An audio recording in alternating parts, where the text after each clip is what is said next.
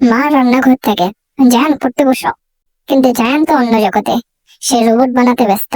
রোবটের body ready, মুখের মাঝে প্রসেসর লাগানো হলো। অন, টিক টিক, বিড়বিড় করে রোবট চালু হয়। রোবট এখন পুরো জায়ানের মতোই দেখতে। মা হঠাৎ সন্দেহ ছুরি হাতে জায়ানের রুমের দিকে এগিয়ে যায়। বাইরে থেকে দেখে জায়ান পড়ছে, কিন্তু হঠাৎ রোবট হ্যাং, বইয়ের পৃষ্ঠা উল্টোতে পারছে না। মা এবার সামনে গিয়ে দাঁড়ায়। রোবট কোমল কণ্ঠে, আমি জায়ান রোবটের মতো করে পড়তেছি। ঝুড়ি পড়ে যায় মায়ের হাত থেকে, আর দরজার পেছনে দাঁড়িয়ে আসল জায়ান হেসে হেসে সব দেখছে। মা এবার রোবটের মাথা ধরে শুরু করলো লেকচার। জায়ান তো ভয়েই কাঁপে। মা তার পকেট থেকে রিমোট কেড়ে নেয়, জায়ানকে বসিয়ে দিল কানে হাত।